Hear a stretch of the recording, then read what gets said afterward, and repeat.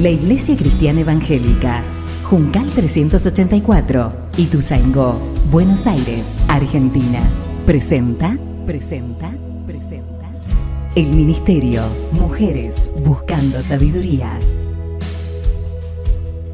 Toda la Escritura es inspirada por Dios y útil para enseñar, para redarguir, para corregir, para instruir en justicia, a fin de que el hombre de Dios sea perfecto, enteramente preparado para toda buena obra. Mujeres Buscando Sabiduría. Es un espacio creado para aprender la palabra de Dios y crecer juntas en el amor y el conocimiento del Señor Jesús.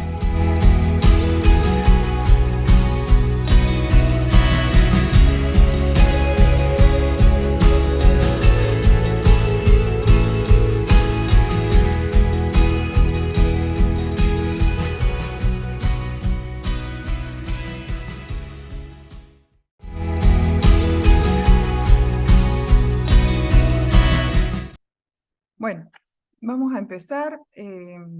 La verdad que un tema que parecería que es fácil, ¿no? Lo hemos escuchado tantas veces, lo hemos hablado tantas veces, pero bueno, el capítulo 6 de Juan es el que nos habla de yo soy del Señor Jesús como el pan de vida. Es el capítulo más largo de este evangelio. Y la verdad que para lograr entender lo que significa el pan de vida que nos quiere explicar el Señor Jesús, tenemos que hacer un recuento de todo el capítulo. Yo no te pregunté, Moni, ¿cuánto tiempo tengo? Voy a mirar el reloj. Son las 9:30.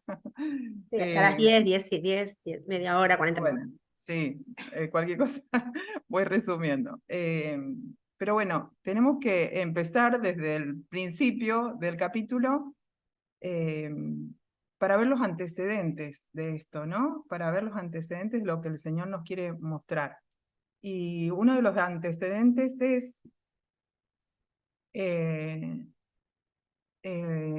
capítulo 6, al principio, del 1 al 14, el Señor narra el primer milagro que está en este capítulo, que es, esperen que me olvidé, acá, que es este.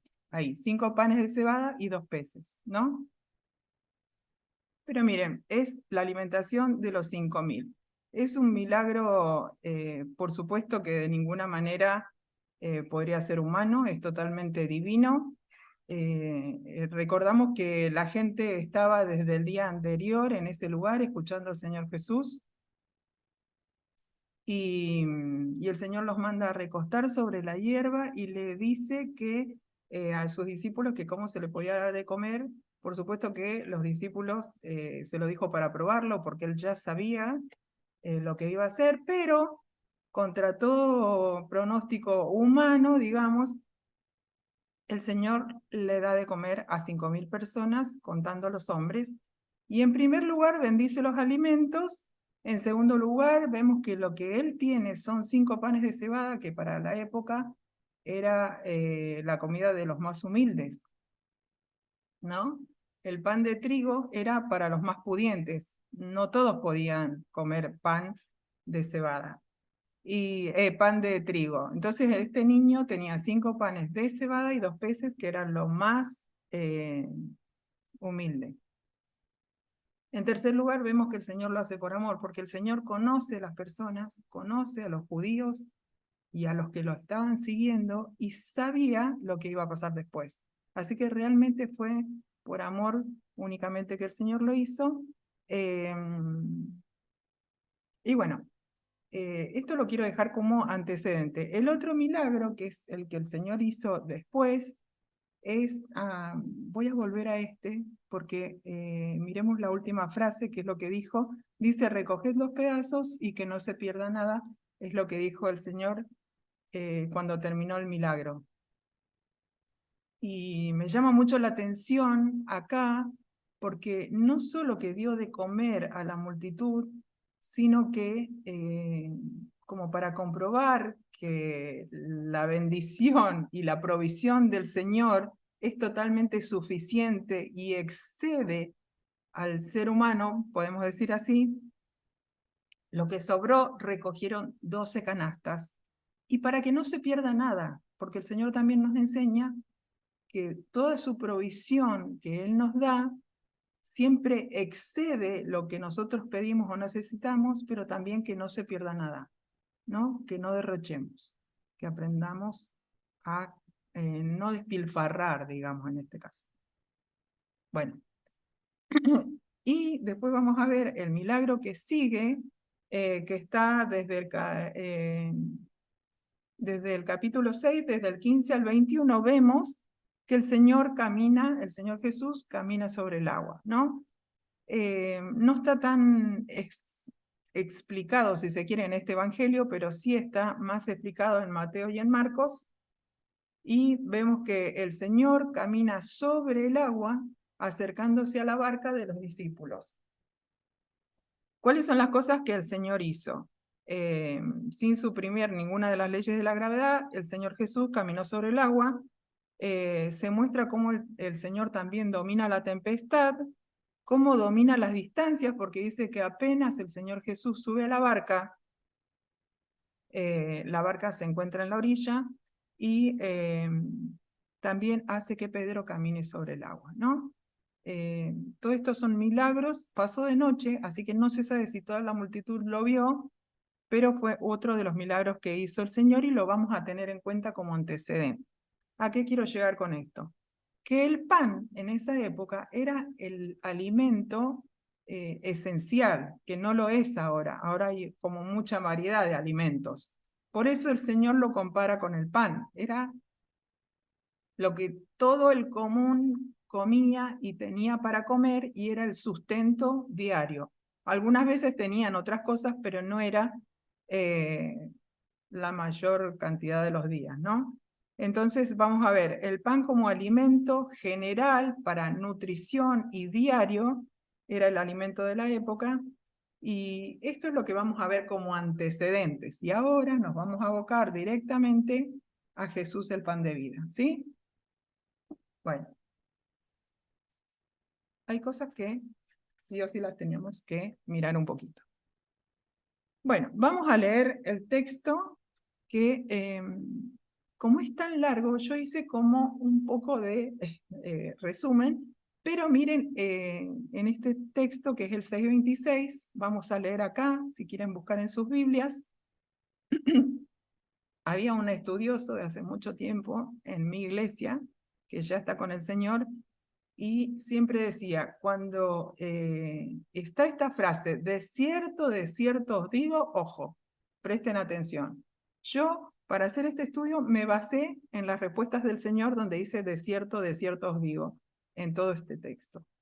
Hay algunos que traducen de cierto, o de verdad te digo, pero bueno, siempre cuando está doble la frase, igual que en otras veces, el apóstol acá, Juan pone en otros lados amén, amén, por ejemplo, es muy típico de este evangelio, pero presten atención a estas frases siempre que las encuentren en la Biblia.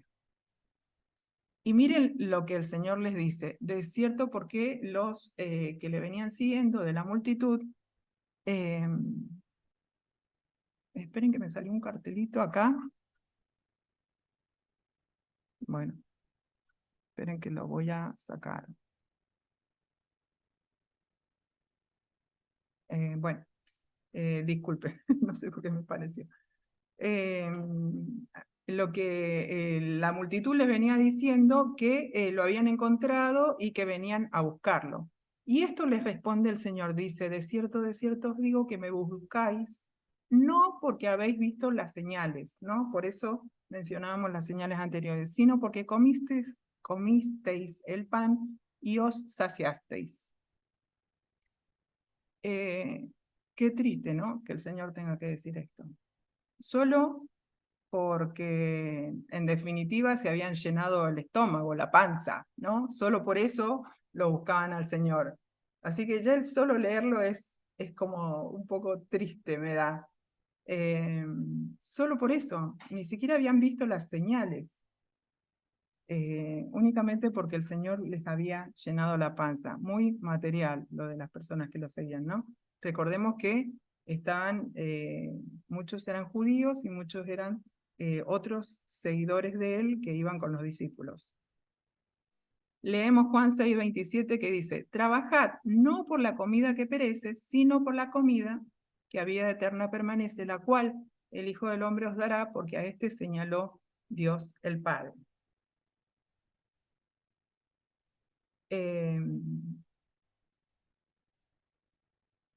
Miren, quería explicar un poquito lo que significa esta frase, porque hay algunos comentaristas que a esto se le dice en la Biblia masal o mashal. Yo no lo sé pronunciar bien, pero lo que nos dice el Señor en el significado de mashal lo buscamos y dice sentencia paradójica. ¿Qué quiere decir esto? Es muy comparado con Juan 4:14. ¿Recuerdan? Juan 4:14 es donde el Señor dice a la samaritana que iba a sacar agua del pozo, que le decía: yo soy el agua viva que calma la sed para siempre. Miren, ¿qué significa mashal? Nos dice sentencia paradójica. Significa que es algo que el Señor puso acá, ¿no? A través de Juan. Pero ¿por qué dice paradójica? Porque da la sensación o parece que fuese contraria a la lógica. Porque si uno lo lee así, y hasta a veces parece que fuese una adivinanza, ¿no? Dice: trabajad no por la comida que perece. Parecería decir, no trabajen por la comida común, la de todos los días, sino por la comida que a vida eterna permanece. Y realmente yo voy a leer la traducción que hace Hendrickson porque me gustó mucho, porque parecería que fuese contrario a la lógica o que tiene alguna contradicción, y esto lo vemos en varias partes en este evangelio. Pero miren, el Mayal dice: no trabajéis por la comida que perece. Y esto no lo puede decir el Señor, porque el Señor dice que nosotros nos debemos ganar el sustento, ¿no? En todos lados en la Biblia dice. O sea, que parecería paradójico, parecería contrario a la lógica, pero no, es una forma de escribir, una forma literaria, podríamos decir, que se usaba en este evangelio, se ha usado mucho. Y lo que realmente significa que dicen: dejen de ansiar los panes o la comida o lo material para tratar con eso de llenar el vacío del corazón. Esta comida perece y no tiene valor permanente. ¿Entienden? Es como, daría la sensación de que fuese una paradoja, pero no lo es. La segunda parte dice, sino por la comida que permanece para la vida eterna. Eso dice esta frase. Y el significado, dice el comentarista bíblico, que en lugar de eso dice: tributad a Dios la obra de fe en aquel que ha enviado, el cual este da vida eterna, y la comida que produce es el que da vida y sustenta la vida eterna. ¿Entienden? Por ahí daría la impresión de que a la simple lectura no lo logramos entender, pero si lo profundizamos lo podemos ver. La cuarta frase dice: la cual el Hijo del Hombre nos dará, ¿no? A partir de la coma, miren, dice: la cual el Hijo del Hombre os dará. Y lo que significa que esta comida la dará el Señor Jesús, que es el Hijo del Hombre, y dice: yo me daré a aquellos que creen en mí, ¿no? La cuarta frase: porque este señaló Dios. Miren acá, en la pantalla está el texto, dice: porque a este señaló Dios el Padre. Algunas otras traducciones dice: porque a este selló, como que a este selló el Padre. Lo que significa, por medio del testimonio del propio Hijo, de las obras que hizo el Señor cuando estuvo en la tierra, de las señales, por el mismo testimonio del Padre, por las Escrituras, Dios certifica que yo, el Señor Jesús, soy su verdadero Hijo y el Mesías. ¿Entienden? Es como que si nosotros logramos de este mashal lograr el significado, ahora lo entendemos más claro. El Señor no dice que no trabajemos por la comida que tenemos que tener todos nuestros días, porque sí debemos trabajar por la comida, pero que no pongamos tanto énfasis solo en eso, sino que nos preocupemos más de la comida espiritual que nos da el Hijo de Dios. ¿Se entiende? Bueno, vamos a pasar al siguiente texto. Seguimos. ¿Cuál es la obra de Dios? Esto le preguntaban los judíos que seguían al Señor Jesús, ¿no? El texto, en Juan 6:29 leemos, respondió Jesús, le dijo, esta es la obra de Dios, que creáis en el que Él ha enviado. Nosotros sabemos que no hay obra que podamos hacer que nos dé la salvación. Lo sabemos, lo tenemos corroborado en Efesios, donde dice el Señor que solo por gracia somos salvos y que esto es un don de Dios, lo dice en Efesios 6. Y ¿qué es lo que quiere decir el Señor con esto? Que creamos en la obra de Dios. ¿Cuál es la obra de Dios que nosotros tenemos que hacer? Es la obra de la fe. Y miren, acá el comentarista da un ejemplo muy palpable de lo que es la obra de la fe. Porque si bien Dios es el que nos acerca al Señor Jesucristo, el Señor Jesús es el que nos da la salvación, y por supuesto el que nos redarguye es el Espíritu Santo, el que nos convence, el que nos guía, el que nos anima, el que nos sostiene. Pero la obra de la fe, que es ahí donde los comentaristas dicen la responsabilidad humana, ¿no? Nosotros tenemos una responsabilidad delante de Dios, y es creer en el Señor Jesucristo. Entonces acá Hendriksen dice que se compara a las raíces de un árbol, ¿no? Las raíces de un árbol absorben el agua y los minerales de la tierra para dar vida al árbol, ¿sí? Pero las raíces no son las que producen el agua o los minerales. ¿Se entiende? La obra de la fe es exactamente eso. Nosotros tenemos que tomar decisión por Cristo. Nosotros hemos aceptado al Señor Jesús como Salvador de nuestras vidas. Nosotros no podemos hacer nada por salvarnos nosotros a nosotros mismos. Solo el Señor Jesucristo puede, y Dios, por supuesto. Pero nosotros tenemos que ejercitar la fe. Esa es la obra de la fe. Es ejercitar la fe, ¿no? Es tomar la decisión por Cristo. Es arrepentirnos de nuestros pecados, tener esa oración grandiosa, preciosa, que cambia el rumbo de nuestras vidas, que es aceptarlo como único y verdadero Salvador. Y yo creo que todas las que estamos acá hemos hecho el ejercicio de la fe, ¿no? Hemos tomado decisión por Cristo, nos hemos arrepentido de nuestros pecados y lo hemos aceptado como el Salvador y Señor de nuestras vidas. Pero si alguna todavía no lo ha hecho, la animo en esta mañana a que lo pueda hacer, porque es la decisión más importante de su vida, porque no lo tienen que hacer público, porque no lo tienen que hacer acá, porque lo pueden hacer esta noche estando solas en su dormitorio, en su cama, pensando en este árbol, pensando en estas raíces, que somos el elemento que absorbe el agua, que absorbe la salvación para nuestra propia vida espiritual. Dios es el que nos ha acercado a la salvación y el Señor Jesús es el que la concretó en la cruz del Calvario. Pero nosotros debemos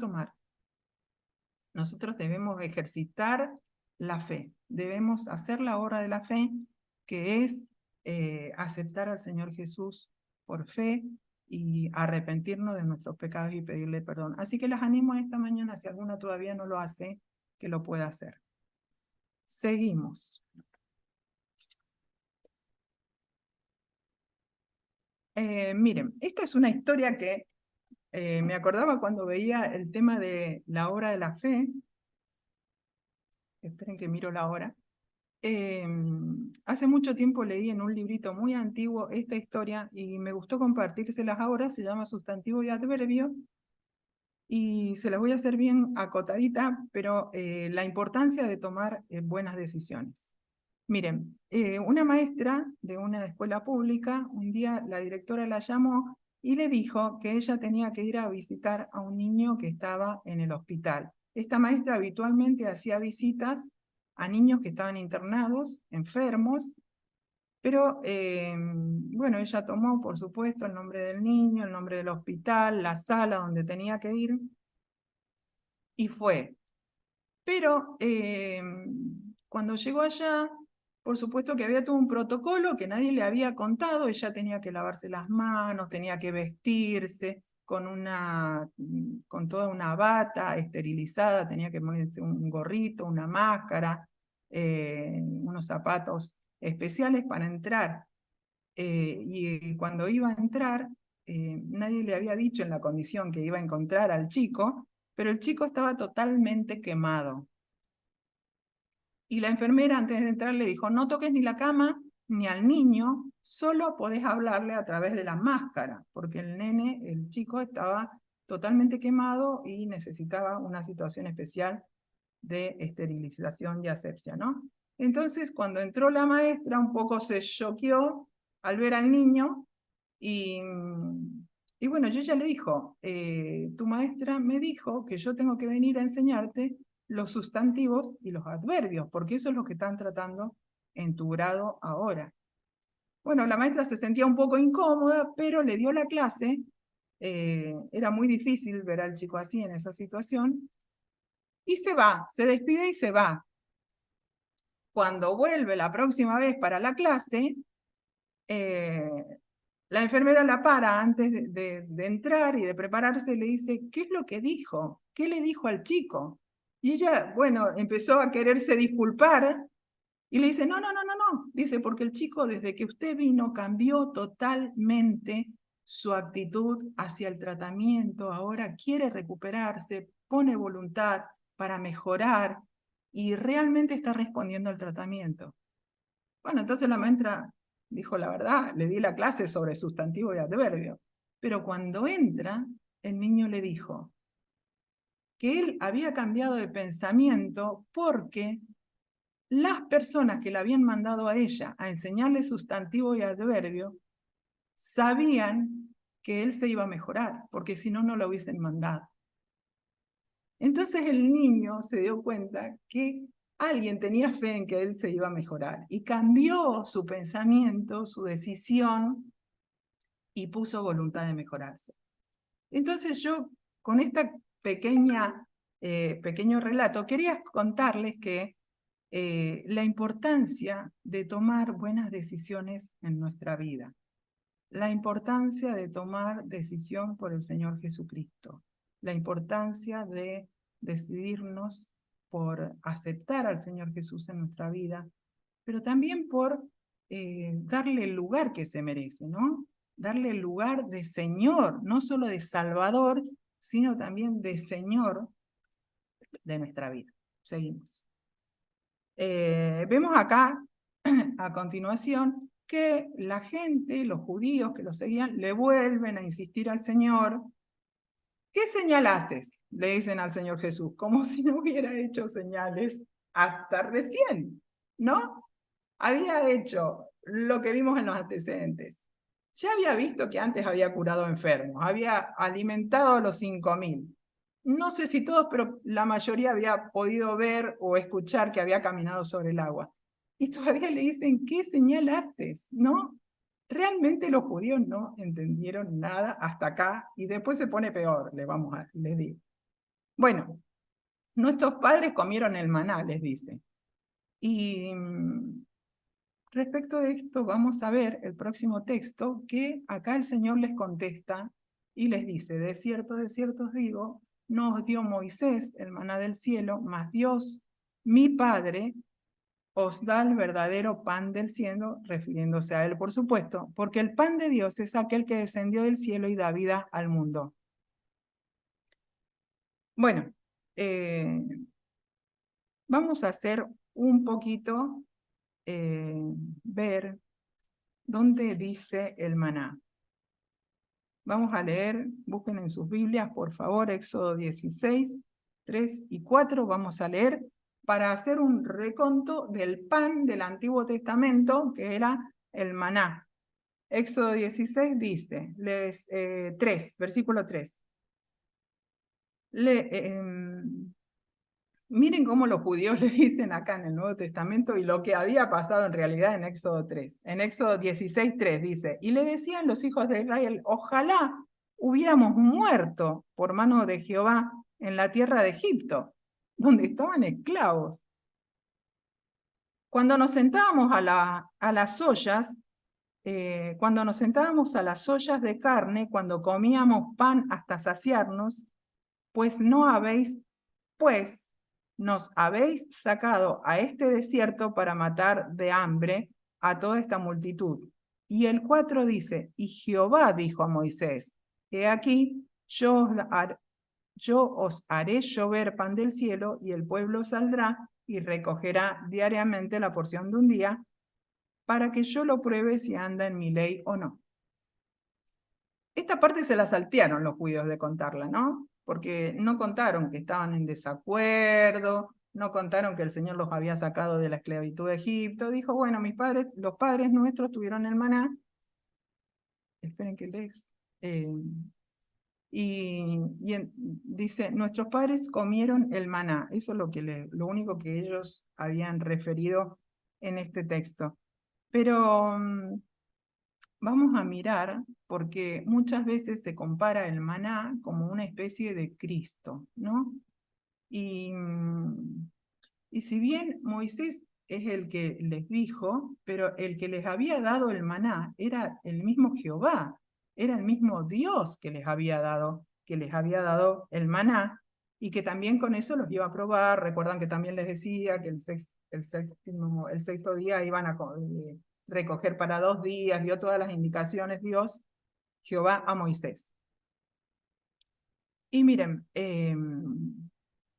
a veces hablamos mucho del tipo y del antitipo, que es, por ahí son palabras muy teológicas, pero viene bien explicarlo. Yo no sé si lo habrán estudiado o no en estas reuniones, pero me pareció apropiado estudiarlo o verlo por lo menos, porque siempre el tipo es una persona o un hecho o una cosa que está en el Antiguo Testamento y tiene trascendencia al Nuevo Testamento, generalmente algún hecho o alguna relación con Cristo. Siempre es alguna cosa, algún evento relacionado con Cristo. Por ejemplo, acá el maná, vamos a ver que tiene 4 características. Tiene que ser un hecho histórico, el tipo tiene que ser un hecho histórico que haya pasado en el Antiguo Testamento, no puede ser una visión, un sueño o algo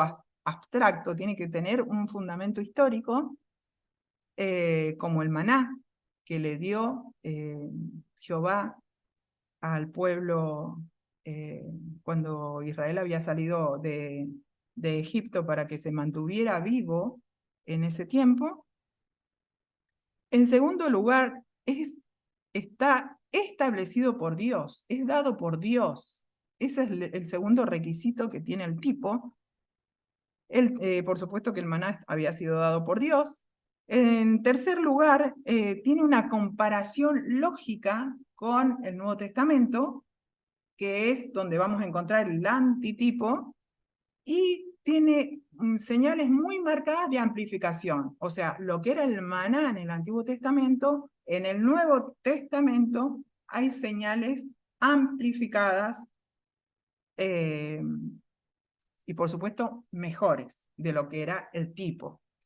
Entonces, si nosotros nos referimos al maná, el maná fue un hecho histórico que pasó en el desierto cuando el pueblo estaba esos 40 años que anduvo en el desierto, se mantuvo comiendo maná. Tiene su relación, su antitipo en el Nuevo Testamento, porque decimos que el maná es un tipo de anticristo. Después vamos a ver otros ejemplos. ¿Fue establecido por Dios? Sí, el maná fue establecido por Dios. La comparación es esta, la que estamos estudiando hoy. En el Antiguo Testamento era el maná, y el Señor se compara a sí mismo como que es ahora el pan de vida, el alimento para nosotros. Por eso tiene una comparación con el Nuevo Testamento. Y la amplificación, que la vamos a ver más adelante, es que el maná solo alimentaba y sustentaba en esa época y en ese momento, pero no tenía, por supuesto, las señales divinas que tiene el Señor Jesús como pan de vida, que no solo que nos alimenta, nos sustenta, no solo es el que da la vida, sino que la sustenta, la sostiene. ¿Se entiende las diferencias del tipo con el antitipo que es el Señor Jesús del Nuevo Testamento? Y lo triste es que muchos se quedan en el tipo, ¿no? No nos quedemos en el tipo. Tenemos que ir al antitipo, que es el fundamento, es la base, ¿sí? Nuestro antitipo es el Señor Jesucristo, ¿no? Entendemos que el pan de vida es el Señor Jesucristo. Y el maná, como referían los antiguos, como le dijeron ahí los judíos, era un tipo de Jesucristo, pero el antitipo es lo que nos tiene que importar a nosotros. Les voy a dar otros ejemplos para que rapidito lo entiendan, pero por ejemplo, la serpiente en el desierto, que la miraban y se sanaban, es un tipo de Cristo. Bueno, el holocausto, el sacrificio, ¿no? De cuando mataban una oveja sin mancha, sin ningún defecto, es un tipo de Cristo cuando lo sacrificaban. Y algunos también dicen que, por ejemplo, el diluvio, ¿no? El diluvio tiene su antitipo en el bautismo del Señor Jesucristo, ¿sí? Bueno, les doy unos ejemplitos para que lo logren por ahí entender, pero está bastante claro si lo vemos así. Bueno, seguimos, no me quiero pasar mucho de la hora, chicas. Danos este pan, les dijeron los judíos, ¿no?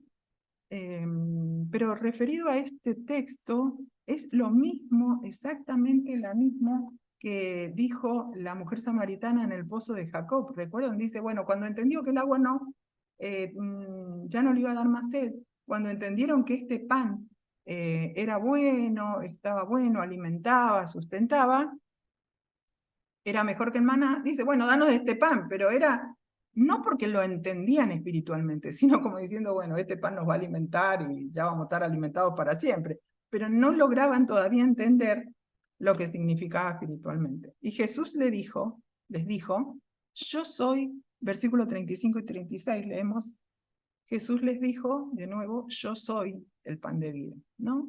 Y acá este yo soy hace claramente alusión al yo soy del Antiguo Testamento, ¿no? Es como que corrobora, comprueba la deidad de Cristo.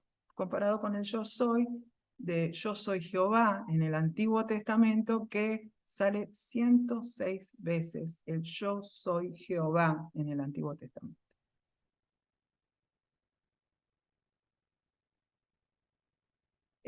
Bueno,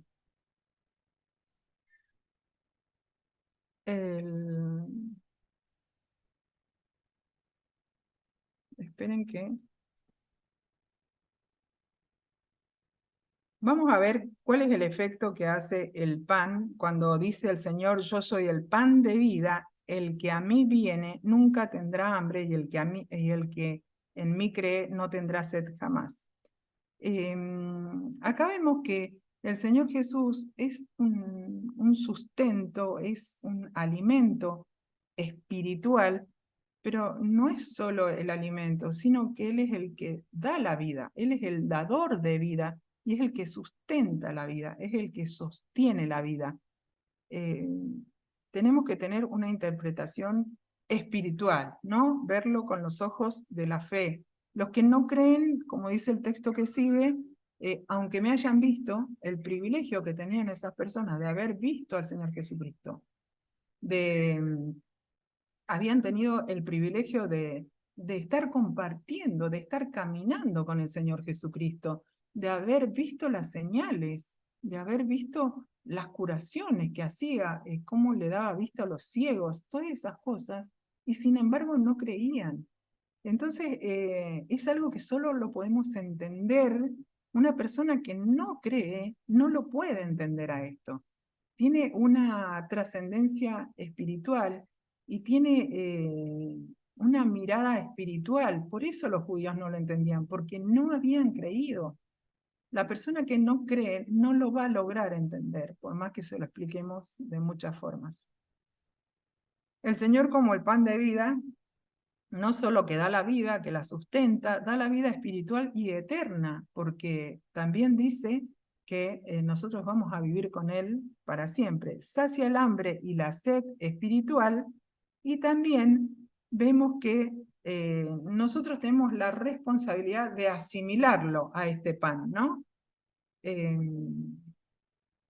Así como el pan es físico, como que lo comemos y lo tragamos, ¿no? Y se hace parte de nuestro cuerpo, así nosotros tenemos que, como queda mal decir tragar al Señor Jesucristo, pero tenemos que internalizarlo, tenemos que aceptarlo, tenemos que, ¿cómo les puedo decir? Como meterlo adentro de nosotros para que Él nos calme nuestra sed y nuestro hambre espiritual. ¿Se entiende? No, no significa con esto que nos vamos a comer, pero tenemos que hacer íntimo, tenemos que hacer esa comunión con nosotros, con el Señor Jesús, para que Él pueda saciar nuestras necesidades y realmente Él las sacia. Miren, a continuación quiero leerles unas conclusiones que están en los textos que siguen, pero para que no se nos haga tan larga, yo directamente las voy a como aseverar para que no las expliquemos todos, porque la verdad que es largo. Pero les voy a leer solamente. Miren, una de las cosas que dice acá el Evangelio en los textos que siguen. El que a mí viene, no le echaré fuera, dice el Señor. Dios nos acerca por la fe a Jesús. La salvación es por gracia, eso sí lo vimos, una de las conclusiones, no por ninguna obra que nosotros podamos hacer. El Señor Jesús ha venido para hacer la voluntad del Padre, no su propia voluntad, sino la voluntad del Padre. Lo que el Padre ha dado a Jesús, dice que el Señor Jesús lo va a cuidar para que no se pierda y lo resucite en el día postrero. Esta es una afirmación que nos da un consuelo y una satisfacción de saber que el Señor Jesús no solo que es nuestro pan de vida, que nos ha salvado, que es nuestro Señor, sino que nos va a cuidar hasta el día postrero. Él tiene la responsabilidad de cuidar al todo que le ha dado su Padre. Qué hermosa esta afirmación que nos ayuda y nos consuela. En el versículo 41 dice que los judíos murmuraban. No, bueno, dice que los judíos murmuraban, porque él había dicho, el Señor Jesús dijo, yo soy el pan del cielo. ¿Y por qué murmuraban? Porque lo conocían de chiquito al Señor Jesús, ¿no? Y decían, pero este es Jesús el hijo de José, ¿no? Lo conocían de chiquito. Como que no reconocían su nacimiento virginal. Ellos creían que era el hijo de José y el hijo de María, que habían nacido, los conocían desde que, tal vez lo habían visto desde que creció ahí con ellos. Entonces no creían que su nacimiento había sido engendrado como dice el Señor, que fue engendrado el Espíritu Santo. Entonces, por eso, ellos decían, ¿cómo dice este que descendió del cielo? ¿No? Como si nosotros lo hemos visto acá, que vivía con María y con José. A ver, el texto que sigue. Leemos Juan 47 y 48. Yo lo hice acá acotado porque el PowerPoint no me gusta que tenga muchas cosas, pero leemos hasta el 51, leemos en la Biblia, Juan 6, 47 hasta el 51, y dice: de cierto os digo, otra vez la frasecita, de cierto, el que cree en mí tiene vida eterna. Yo soy el pan de vida. Vuestros padres comieron el maná en el desierto y murieron. Este es el pan que desciende del cielo, para que el que de él come no muera. Yo soy el pan vivo que descendió del cielo, y si alguno comiere de este pan, vivirá para siempre, y el pan que yo daré es mi carne, el cual yo daré por la vida del mundo. Hermoso. Me encanta este texto. Bueno. Como vimos, la salvación es por gracia, pero nos dice otra vez, muchas veces en este capítulo, el Señor dice otra vez que Él es el pan de vida, es el que da la vida. Y saben que yo veía que no solo la vida espiritual y eterna, sino también la física. Dice en Efesios 3:2, dice: porque transformaré el cuerpo de humillación y será semejante al cuerpo de la gloria suya por su poder. Entonces nosotros sabemos y conocemos por la Escritura que el Señor también va a transformar nuestros cuerpos el día que venga a buscarnos, ¿no?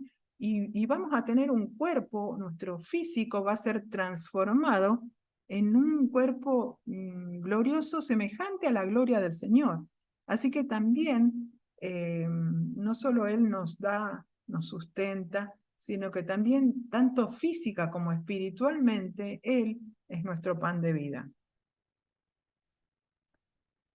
Miren, vamos a ver el texto que sigue, y como si fuera poco todo lo que el Señor Jesús les había dicho, todavía ellos entienden. En el 51 leímos que el Señor les dice: este pan, o sea, Él, el propio Señor Jesús, dice: el que comiere de este pan vivirá para siempre, y el pan que yo os daré es mi carne, la cual yo os daré por la vida del mundo. O sea, si había una cosa sorprendente para los judíos, que ya había bajado del cielo, que era el pan de vida, que daba vida eterna, todavía encima dice que Él era la carne y que se lo tenían que comer.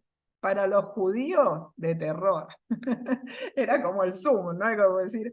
Entonces la pregunta fue: ¿cómo puede darnos de comer su carne? Miren hasta dónde ellos veían literal lo que el Señor les decía, ¿no? Literal lo tomaban.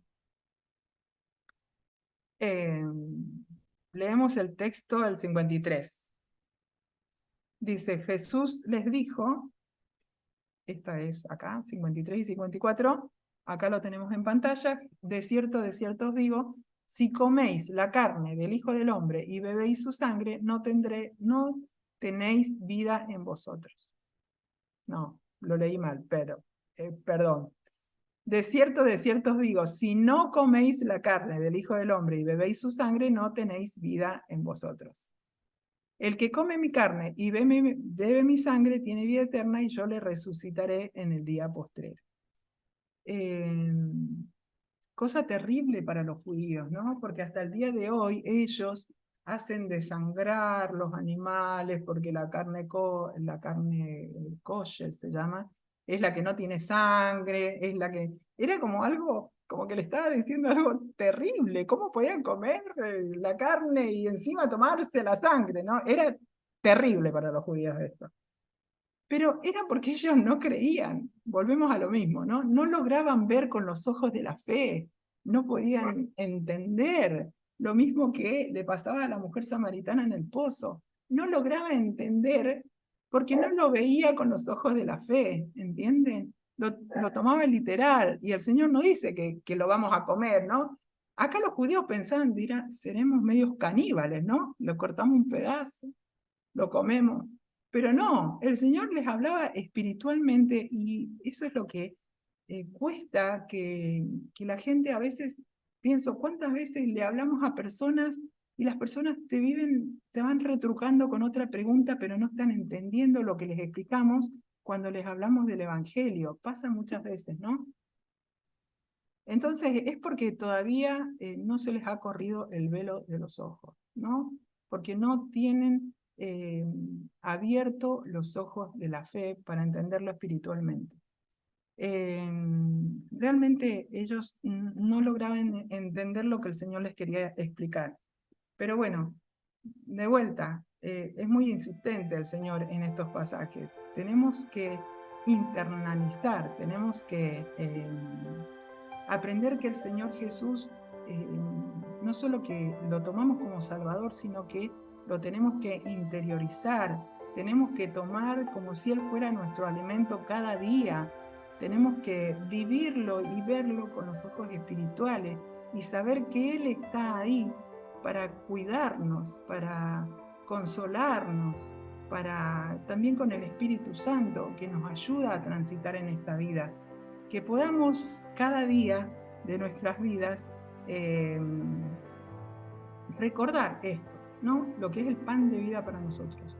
Y que logremos tener esa intimidad tal con el Señor, ese tiempo precioso con el Señor, a sus pies, orando, teniendo, como dice el Señor en otro evangelio, cerrada la puerta, ¿no? Nosotras solas, en nuestra casa, en nuestra habitación, en donde podamos estar, en nuestra cocina, en donde podamos estar, pero cerrada la puerta, en esa intimidad con Dios, en ese poder escucharle, ¿no? Poder escuchar su palabra, poder estudiar, poder alinear nuestro espíritu con el del Señor para lograr como entender al Señor, ¿no? Como para poner paralelo nuestro corazón con el del Señor y hasta, no sé si a veces han tenido que orando, es como que tienen, como que empiezan a palpitar más fuerte y esa conexión porque el Señor Jesús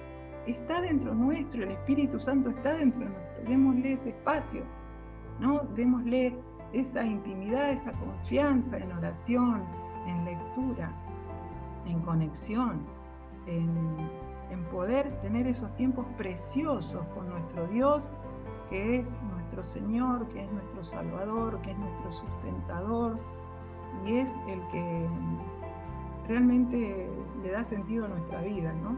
Entonces, recién miro para allá porque tengo acá las pantallitas. Y bueno, que podamos también hacer memoria digna, como lo hacemos cada domingo, del pan, que es el cuerpo de nuestro Señor Jesucristo, y la sangre que fue derramada en la cruz del Calvario por cada uno de nosotros. Que el Señor bendiga su palabra.